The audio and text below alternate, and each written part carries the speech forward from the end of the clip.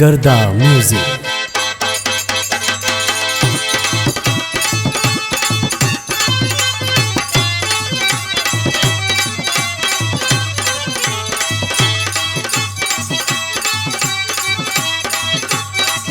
यो लाल क्या बात है। यो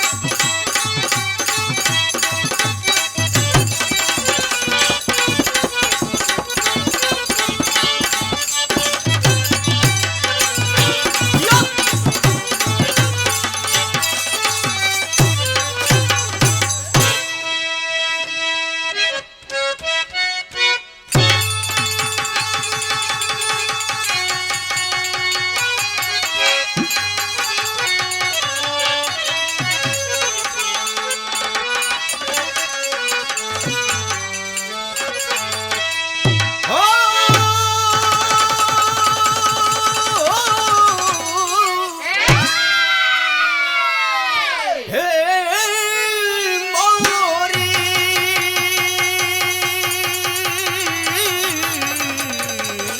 हो राम।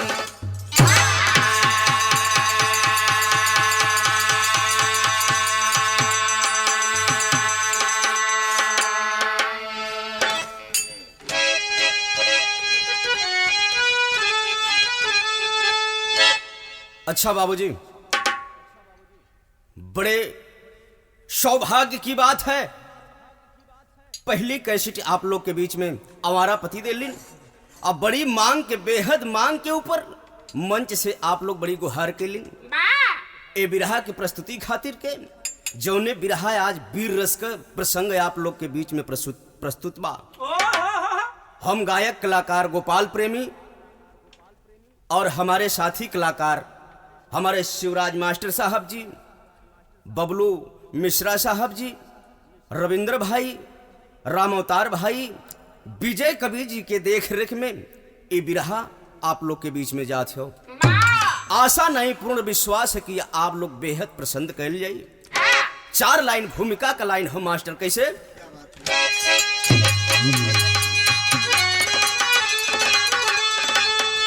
खून में मेरे रग रग, खून में मेरे रग रग भरी चेतना,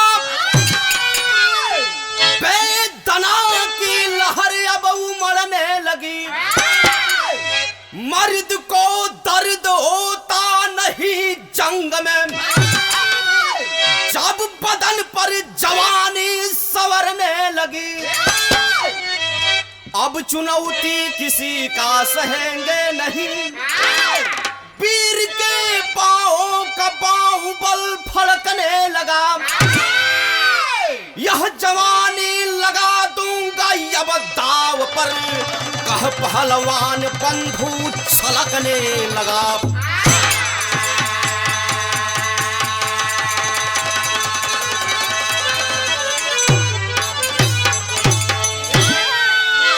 हमरे विराह में कव्वाली का टुकड़ा लगल मास्टर। चांद पुतली साहब से तनी आवाज सजा के शिवराज भैया।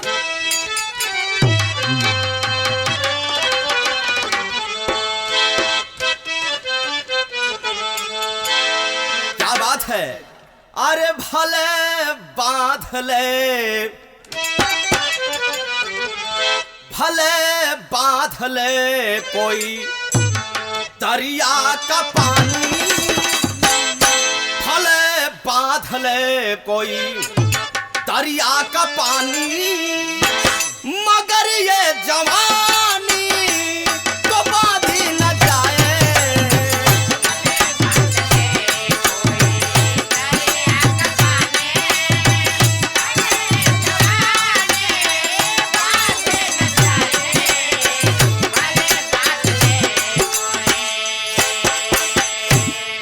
तो भले बांध ले कोई और दरिया का पानी, मगर ये जवानी तो बांधी न जाए। अरे मेरा दिल दीवाना,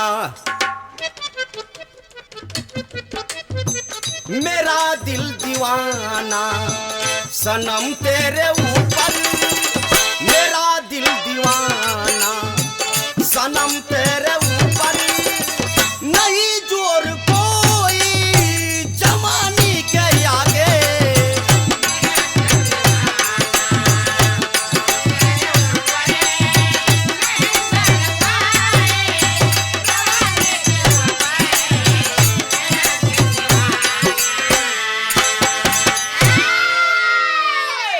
लेकिन भाव पर आवा। भाव पर कवि जी ने लिखे हैं क्या? अगर मर्द हो तो, अगर मर्द हो तो आजमा करके देखो, नहीं है किसी में जवानी का पानी।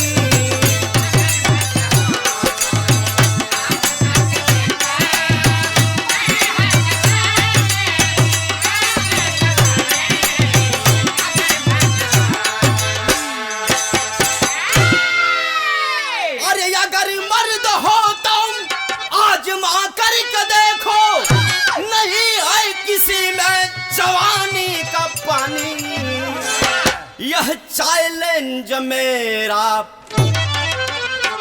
यह चैलेंज मेरा कोई थाम लेगा और तोड़ करके हाथ दूंगा उसको निशानी।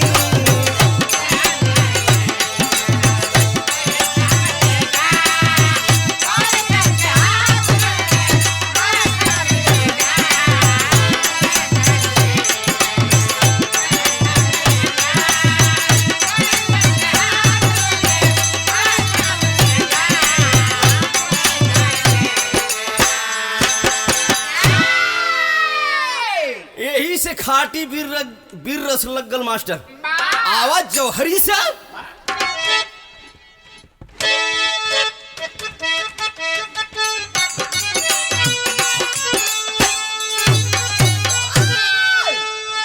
जब मेरे देश के अंदर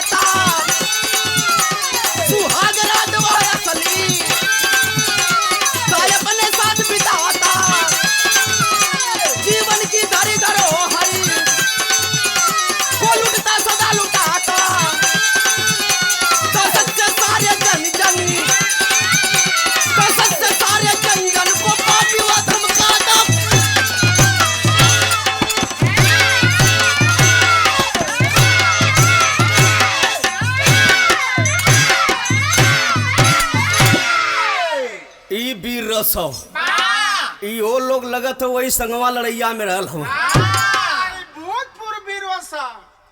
बात उस वक्त के साथियों जिस वक्त में मेरी भारत माँ अंग्रेजों के जंजीरों में कराह रही थी। मेरे हिंदुस्तान में ब्रिटिश गवर्नमेंट की व्यवस्था थी। हर जगह पे अंग्रेजों ने अपना शासन लगा रखा था। कोई अपनी मर्जी से जीता नहीं था साथियों। मेरे देश के बहादुर जवानों ने हंसते हंसते अपने प्राणों की आहुति दे दिया। आज हमने वीरन का गाथा गावल जाले। बड़ी सोचने की बात है साथियों, लेकिन जगह पर बात के समझ ला, कहानी आप लोग के साफ साफ समझ में आ जाएगी। बुलंदशहर के अंदर एक अंग्रेज आया जिसका नाम जोहन विल्सन बताया गया। जोहन विल्सन के अत्याचार से पूरे एरिया के लोग सब परेशान हैं। किसी की बहन बेटी की अगर डोली जाती है, रास्ते में रुकवा करके अपने बंगले पर ले जाकर के सुहाग रात मनाता था। इसके बाद डोली आगे जाती थी। वही क्षेत्र में सलीम दादा वृद्धा अवस्था में अपने बिटिया के शादी के तय कर दिलल बारन। बारात जौने दिन आवे के बाद हित मीत जितना लोग जुटल हुन, उसी समय में अंग्रेज अपने दो साथियन के भेजलस। एहवर खुशी का माहौल बा। लेकिन जब वो दो अंग्रेज अपने सिपाहियन के भेजलस, ठीक गीत लग गिल मास्टर। गीत उहे हो हमरे आत्मा गुरुजी के जमाने वाले गीत हो। देखा पुरान हड्डी पुराने रही। तनी आवा मास्टर सजाई के तब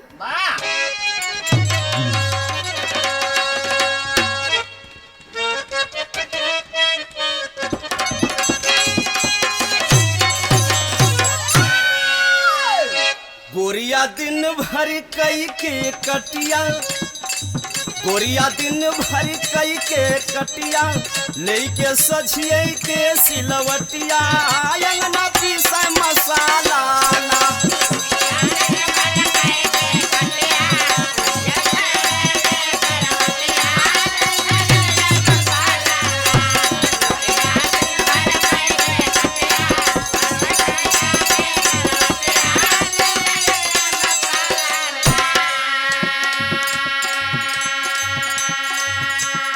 लेकिन भाव पर आवा, पाप सिर पे सवारी कैले, पाप सिर पे सवारी कैले, जालिम जुल्मे मुदैया भैले, जालिम जुल्मे मुदैया भैले, कि अइला लेके खबरिया ना।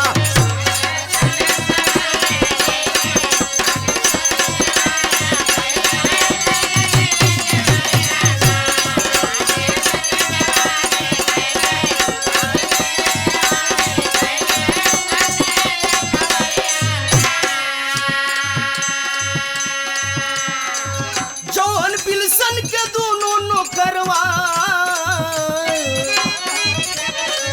अइले दादा सलीम के घरवा, कहे बेटी के करबा विदैया, पहले साहेब से करी है सगैया। सुन के आफत में जियारा भैले, सुन के आफत में जियारा भैले, सभई चिंता में मुरझैले, कि अइला लेके खबरिया ना।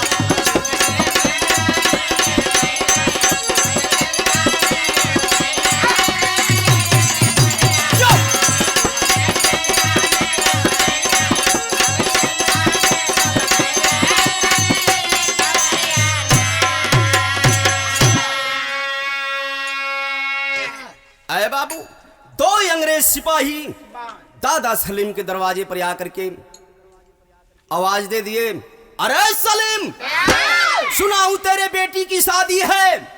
मेरे साहब का आदेश है कि शादी जिस वक्त में डोली तेरे बेटी की निकलेगी, पहले साहब के बंगले पर जाएगी, इसके बाद उसके सासुर के नगर के लिए जाएगी।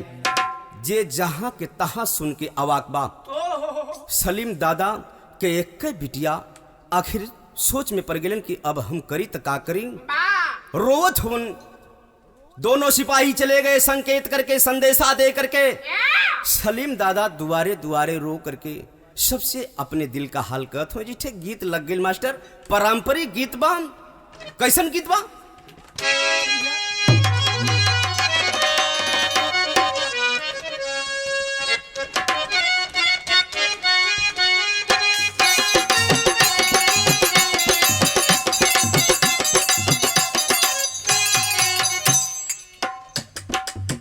निबिया के डरिया मैया, निबिया के डरिया मैया, नावलू झूलनवा हो कि झूली हो झूली ना।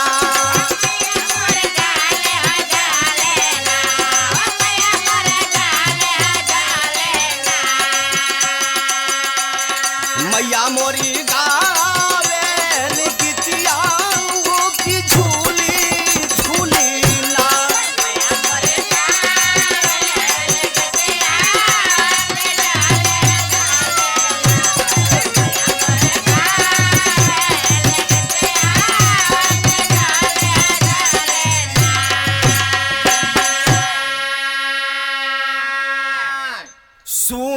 पियर के बतिया फाटे सबई के छतिया बतिया गड़बड़ भइली ना ओ बतिया गड़बड़ भइली ना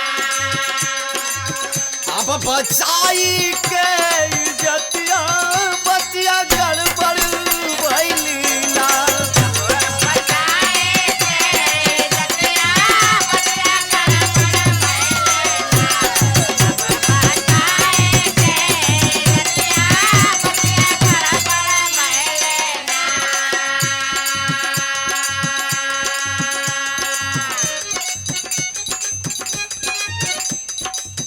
रतिया में नींद नाई दिनवा चयनवा रतिया में नींद नाई दिनवा चयनवा रतिया में नींद नाई दिनवा चयनवा खुनवा बनात बाड़े खूनवा बनात बाड़े पानिया पसीनवा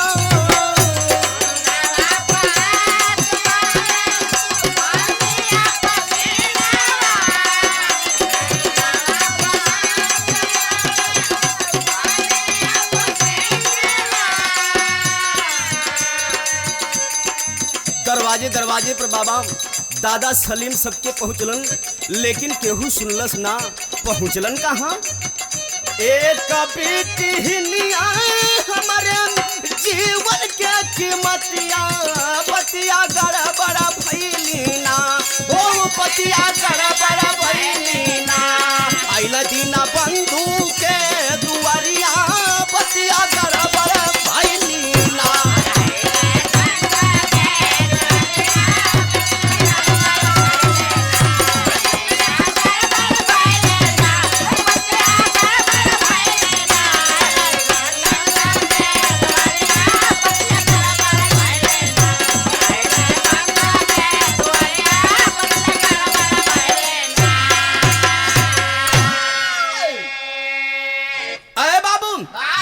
सलीम पहुंचलन दीनबंधु यादव के दरवाजे पर गरीबी परिस्थिति में दीनबंधु पहलवान अपने परिवार की जीवक चलावत हो एक साल के बिटिया 3 साल के एक ठे बेटवा बा धर्म पत्नी बा जौने समय चाचा के आवाज के सुलन आंख में आंसू देखलन बर्दाश्त नहीं किया जवान जाके सलीम दादा के आंसू के पूछलन चाचा काहे रोतवा का बात है जब सारी हाल बतौलन अरे शेर जवानी में उबल गया आवाज लगाया कि रे चाचा तू जा बारात के अपने व्यवस्था करा डोली जरूर जाई बहिन का डोली ससुरे जाई आ जवन डोली ओकरे बंगला पर जाई ओ डोली में ई तोहार बेटवा दीनबंधु जाई बारात आ गई दरवाजे पर लेकिन आई बतिया जगह छोड़ दा जवान तैस में आकर के कल बिरहा के शैली में कहे के पड़ल मास्टर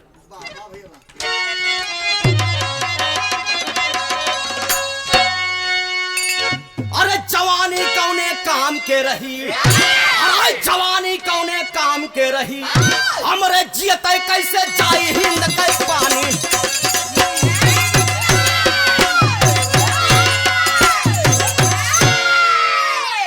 अरे बिहस बोले दीनबंधु यादव अरे बिहस बोले दीनबंधु यादव यह पीर नहीं सह सकता हूँ धिक्कार है भरी जवानी को यह तीर नहीं सह सकता हूँ रो मत ये सलीम चाचा अरे रो मत ये सलीम चाचा नाबीरों से धरती खाली है खून का प्याला पीने को यह भारत माता मतवाली है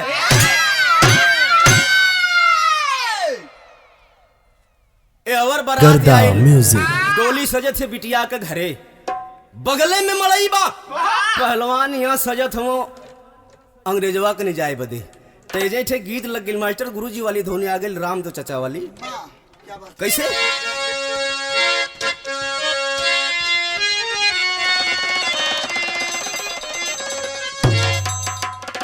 कि हमारी पजे हमारी पैजेब राजा हीरा जलाता।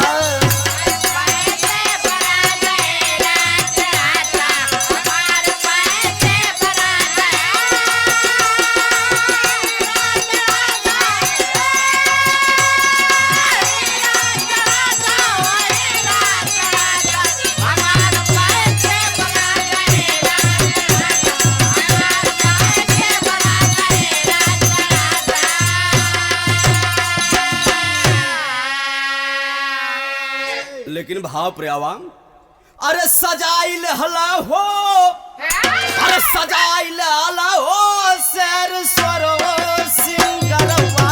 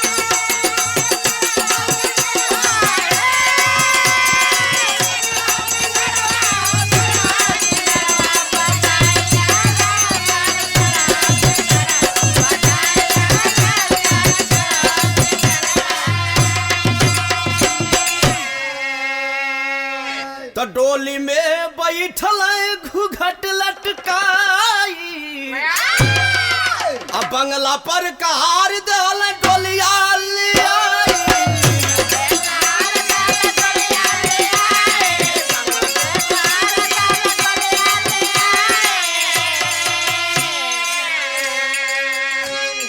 कहार ले आए के डोली उतार देलन बंगला पर।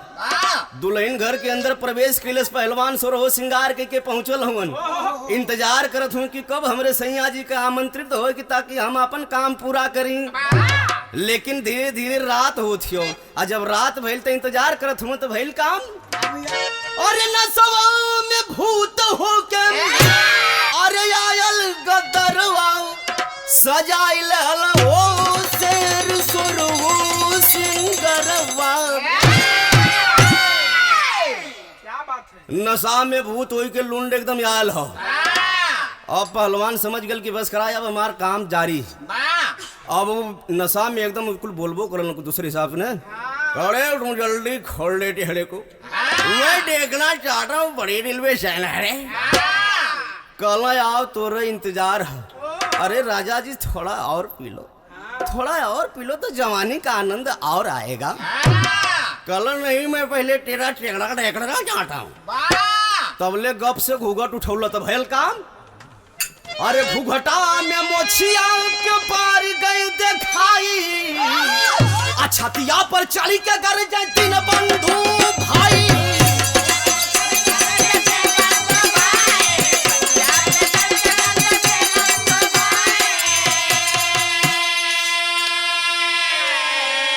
अरे मारी दहले गोली, अरे मारी दहले गोली, पीछा कैले कई मनवा चलाई दहले हो शेर सोरहो सिंगरवा।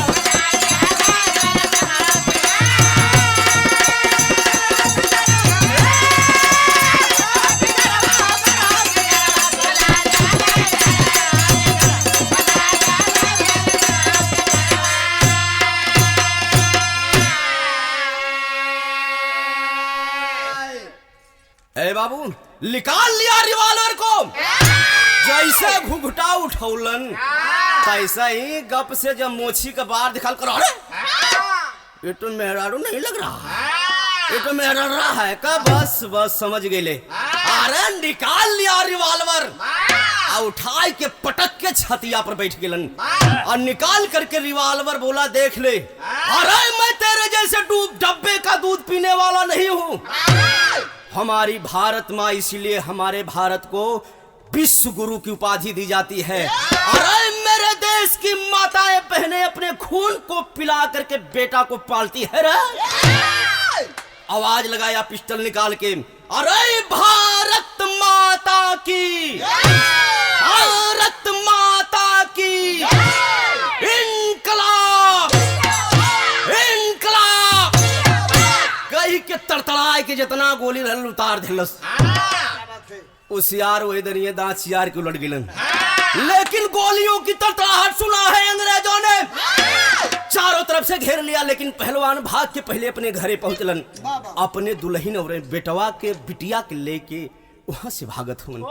गीत लग गई मास्टर, गीत उहे बा हमरे उत्तर प्रदेश या बिहार की धरती पर आप लोग जानत हुआ, माई गंगा में जितनी मल्लाह लोग भाई पूजा करेलन, नाव चलावेलन, जौने समय नाव नहीं बनवा लिहन, ओ समय में ई गीतिया के गावेलन। का कहेला मास्टर?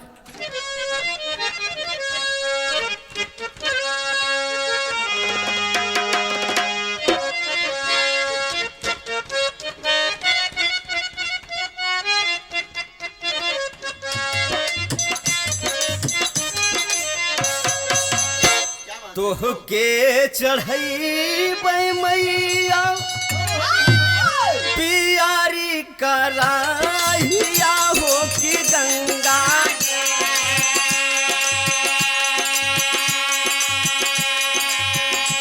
भोरव बिछैब महाजालिया हो कि गंगा जी,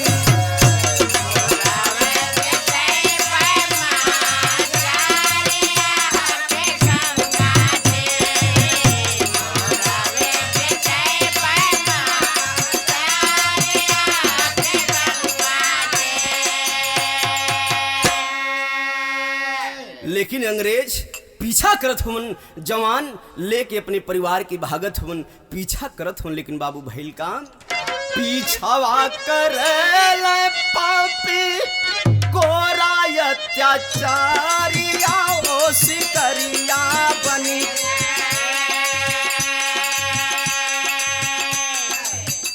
पीछावा करल पापी गोरा अत्याचारिया ओ सिकरिया बनी के, भाग बंधु ले के गुजारिया हो सिकरिया बनी के।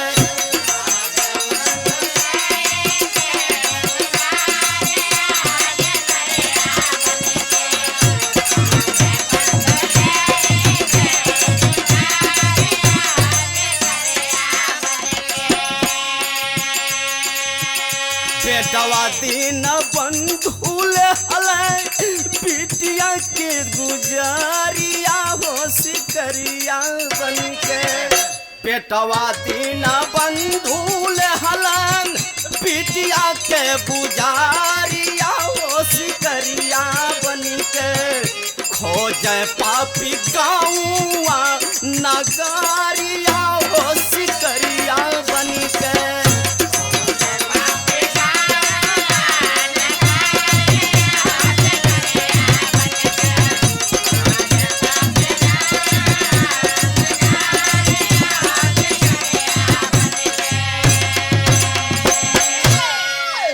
लेकिन पहलवान भागत हुमन, आगे आगे पहलवान, पीछे पीछे दुल्हन, भागते भागते एक गांव पड़ा।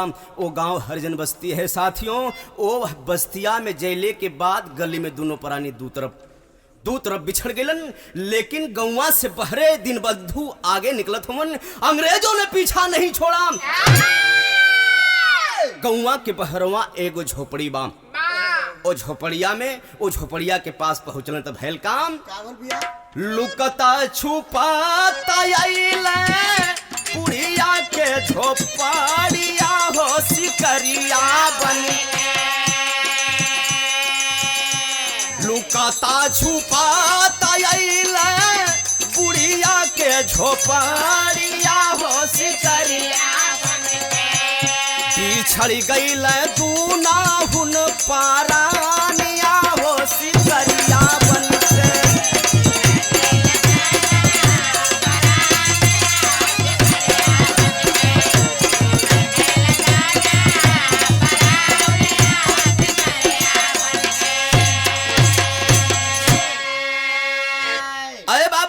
झोपड़ी पर जा जाकर के दरवाजे पर आवाज लगाते हैं, कोई है, कोई है। माई बुढ़िया रात के समय बा, अब ही सुतल ना बा।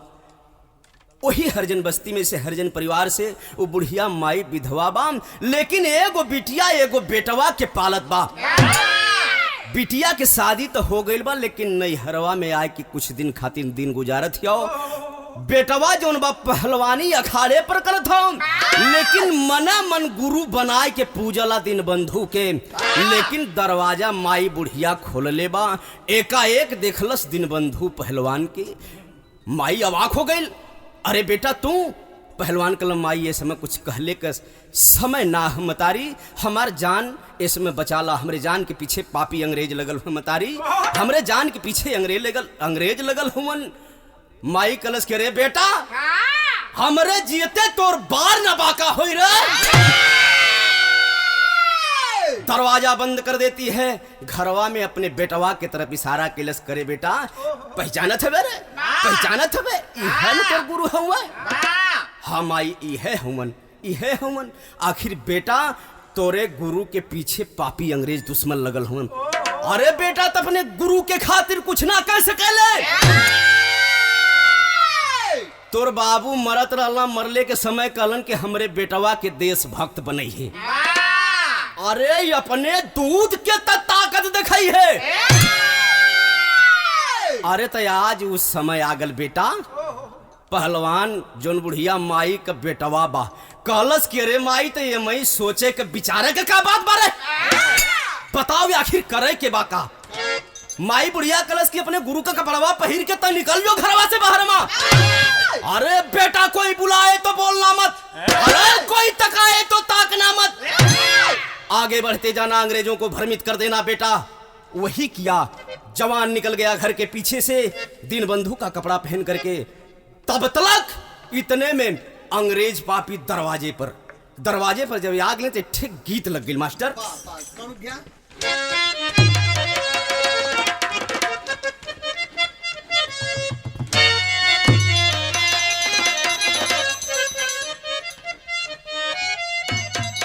ये देखे हर जिला में तरह तरह से गीत गवाले, जैसे हमारे गाजीपुर में गवाले, हमारे गाजीपुर में क्या गवाले,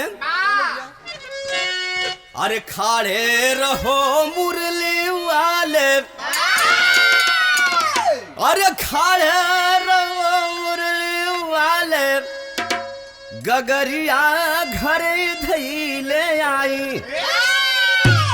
लेकिन हम गाइला एक लाइन, हम गाइला तनी पर्सनल चीज गाइला। का गाइला, ई कौनो दुल्हा का दुल्हन रिसिया गिल तो उ दुल्हिया के मनावे बदे कहत रहल। का कहत रहल मास्टर, अरे घुमाई बुजखिनिया बजरिया,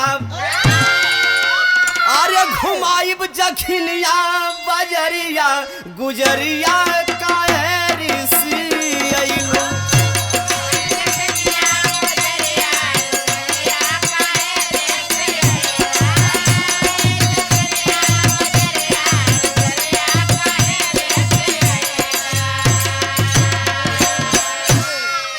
लेकिन भाव पर आवा, अरे या गईल गोरी लसा करिया, अरे या गईल गोरी लसा करिया, पूछे बागी के खबरिया।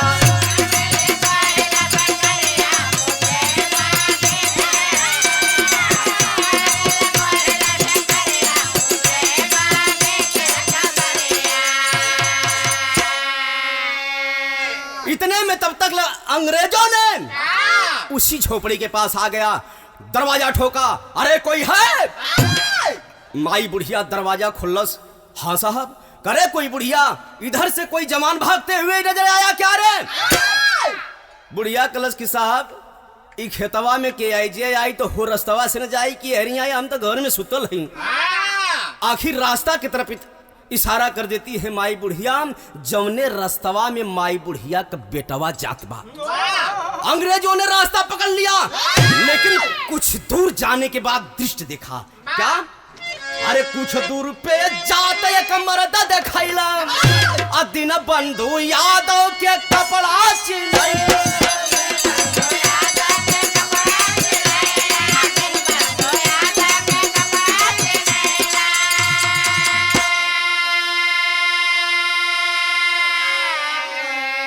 अरे मारी दहला गोली लासा करिया हो मारी दहला गोली लासा करिया पूछे बागी के खबरिया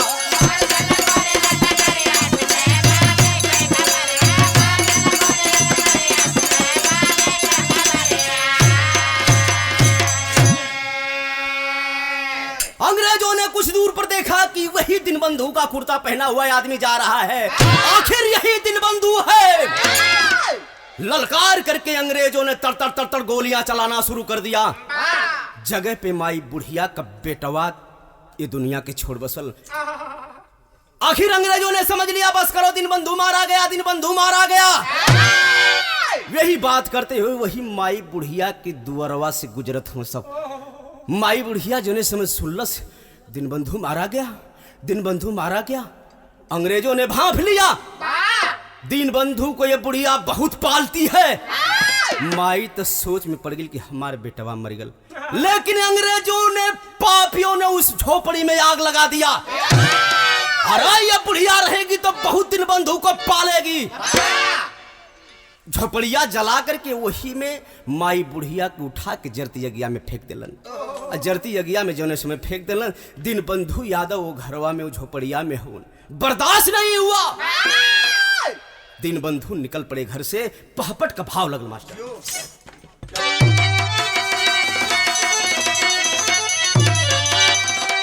अरे जरा याद में बुढ़िया माई के, जरा याद में बुढ़िया माई के तनवा मनवा पागल बाम। घर से बाहर निकला पहलवानवा मनवा पागल बाम।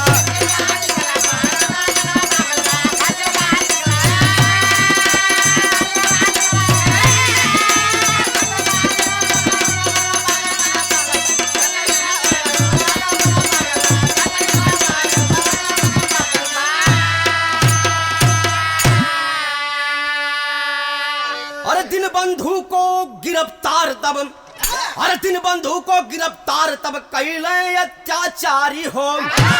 20 वर्ष तक नैनी जेल में कटले दिनवा बारी हो।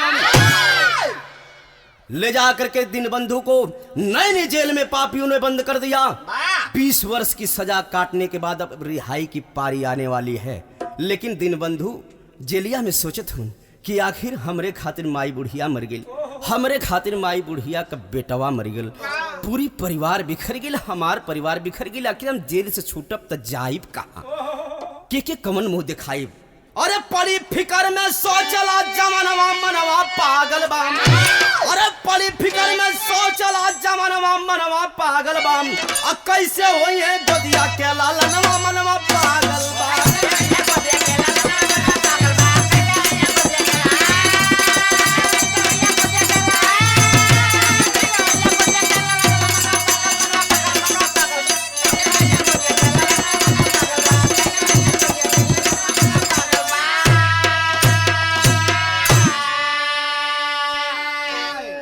लेकिन मने मन सोचत हुए ये बतिया के तो जगह पर छोड़ दा। लेकिन ये आल्हा का प्रमाण निकलन मास्टर भइल का भैया।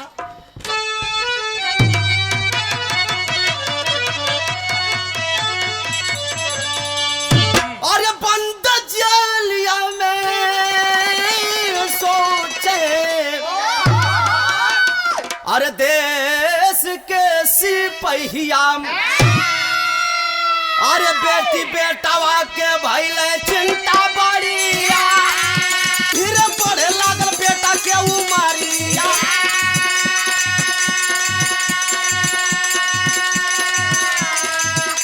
अरे करी पहलवानी हो बनल गुलजार।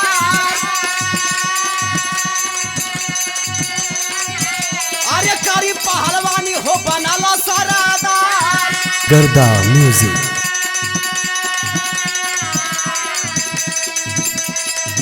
बात के समझ ला ए बाबू, बतिया के जे समझ ला। जवन दीनबंधु पहलवान का बेटवा रहल, माई बुढ़िया के घरवा में छुपल रहलन 3 वर्ष का बेटवा के लेके। उ बेटवा के लेके जौने समय अंग्रेजवा यगिया लगा देलन, उ बेटवा के लेके बुढ़िया माई के जौन बिटियावा बा नैहरवा में आए के दिन गुजारत रहल। ले करके वो बेटवा के अपने ससुरे में ले जाए के दिन गुजारे लगल। बेटवा के आपन बेटवा मान के पाले लगल। बेटवा का नाम मंगल पहलवान रखलस। अरे पहलवान का बेटा पहलवान होला। मंगल पहलवान पहलवानी में चमकल बा, लेकिन जौने गौवा में ओकर ससुरवा बा, ओही गौवा में दीनबंधु के ससुरार बा, आने दीनबंधु के मेहरारू के नैहर बा। तो होत का बा, अरे वही गौवा में रहली नैहरा नागारी।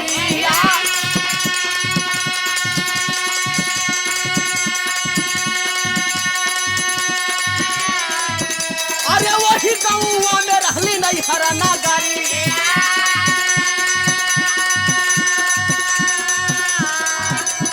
असली महतारी रहली दीनावा पूजार।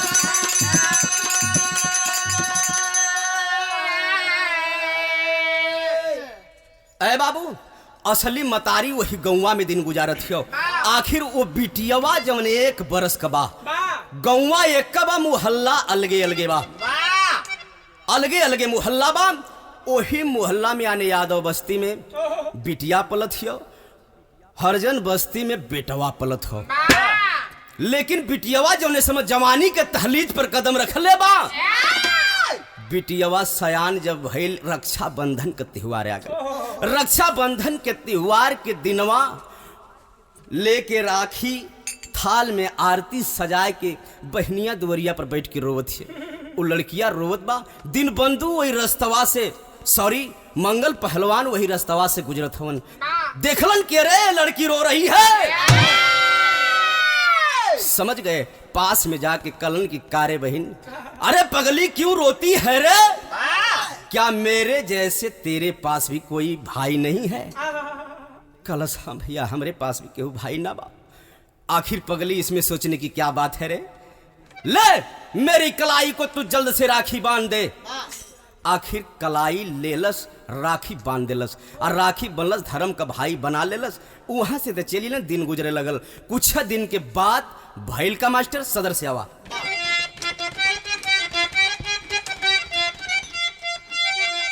अरे ठाकुर बलबिंदर सिंह रखल कुसुतिया।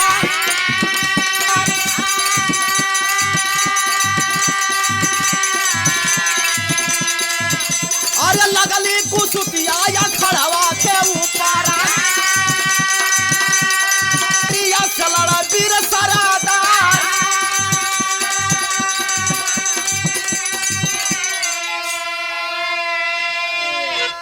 उसी गांव के मानिंद ठाकुर बलविंदर सिंह ने, एक अंग्रेज आया था, पहलवान था, उसने चैलेंज कर दिया कि मेरे साथ कोई कुश्ती नहीं लड़ सकता।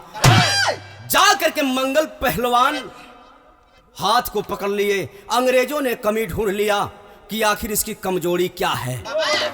अपने लोग ही कुछ जा करके बात बता दिए कि रे हे गौवा में मंगल पहलवान धर्म का बहन मन लेबा। आखिर अंग्रेजों ने चाल कर दिया, उधर्म के बहन के लेके जाके अखड़वा से कुछ दूर पर 2 मंजिला इमारत बा। 2 अंग्रेजों ने पिस्टल लगाए हैं, बहन के मुंह पर टेप लगा दिए। अंग्रेज रेफरी था, संकेत कर दिया कुश्ती होने के समय, अरे पहलवान जरा ऊपर देख ले, जरा ऊपर का नजारा देख ले। जब पहलवान ऊपर देख ले बा तो भइल काम, अरे पड़ली नजरिया बहिनिया के ऊपर।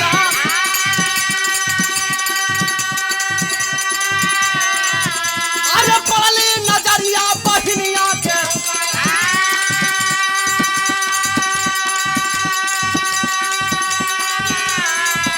अरे दूसरा महलवा से करली बोहार।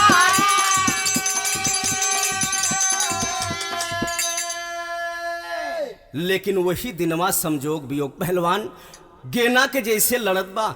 जितना हिंदुस्तानी बैठल हवन सोच में पड़ गई ना कि पहलवान इतना कुश्ती मारे वाला, अरे फुटबॉल के जैसे काहे चलत हो। लेकिन वही दिनवा संजोग वियोग लगल। कैसन संजोग वियोग लगल मास्टर? अरे वही दिन छूटल रहला दीना बंधु जलिया से।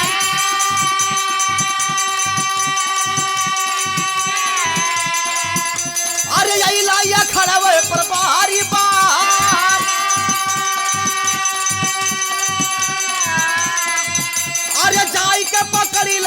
दोनों पपियाने के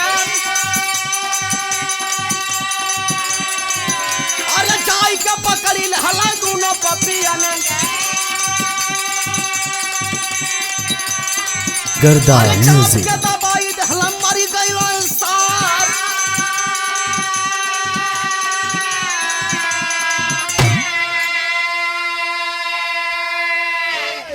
ओही दिनमा संजोग से दिन बंधु जेलिया से छुटल हवन सोचलन कि सुनली कि अखाड़े पर दंगल होता दंगलवा देखा बदे के पहुंचलन लेकिन भीड़ से बहरे बाड़न कलन के रे हिंदुस्तानी पहलवान लड़वैया तो ठीक लौकत बा लेकिन एकाएक नजर दो मंजिला इमारत पर पहुंची समझ गए पहलवान की लड़किया के ये लड़कवा के संगे कोनो रिश्ता बा आखिरकार में उस बिल्डिंग के अपोजिट से सीढ़ी पर चढ़ करके जा करके दोनों पापिन के धई के नटाई के दबा दिलन अरे जबले न छोड़लन जबले पापी का करियई भीतर उजर की ना हो गई काले का मतलब मर गई आए बाबू वहां से पिटियावा जो बहनिया बा छुटल बा भाग के अखाड़े पर आए इतना में मौका पा गया मंगल पहलवान अरे चढ़ गया छाती पर दमदमा करके चारों तरफ खुशी मचल बा आखिरी भाव लगल मास्टर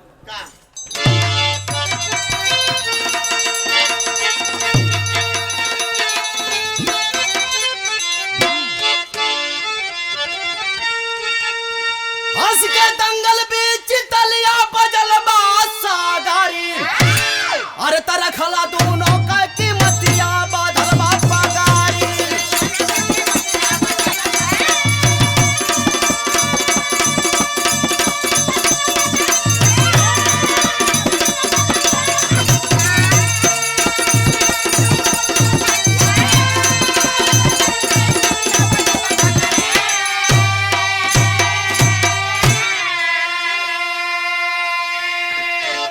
दिन बंधु यादव को सभी देवे लागल बधाई और पूछे परिचय कहाँ रहला बता दो हमारा भाई और बताई देला अपन हालिया पितल की सागारी तरखला दोनों कई जतिया बाधल बापा गरी पूरी परिवार इकट्ठा वहां हो गई लेकिन इतना में देर ना लगल के ना देर लगल दिन बंधु के जवन धर्म पत्नी बाड़ी दंगलवा देखे बदे आयल बाड़ी देखते दिन बंधु के पहचान गई और जब पहचान गई तो पूरी परिवार समिट गई वही दरियन कैसे मास्टर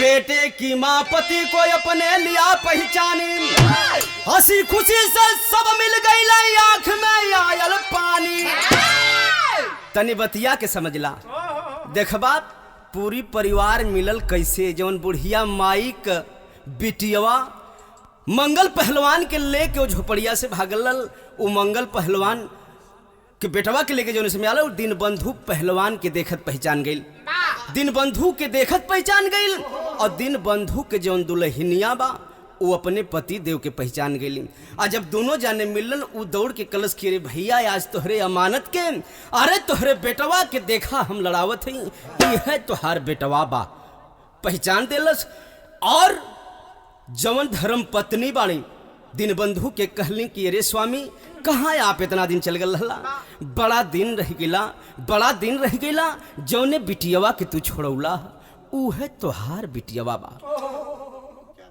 उहे तोहार बिटियावा बा स्वामी इतना कह के दिन बंधु के आंख में तरतर आंसू आगल धन्य मालिक धन्य तेरी लीला है आखिर मेरे सब परिवारजनों को आपने मिला ही दिया मान गए सारी दुनिया में लवला ये हरी अरे तरखला दोनों का ही जतिया बाधल बापा गारी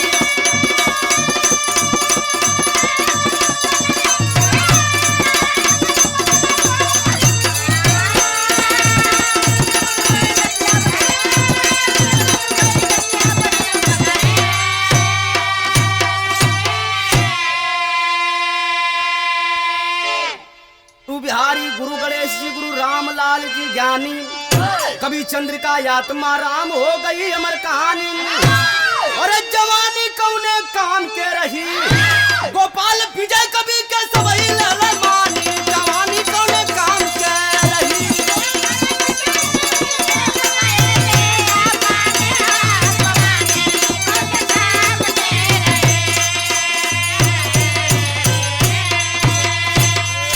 गर्दा म्यूजिक।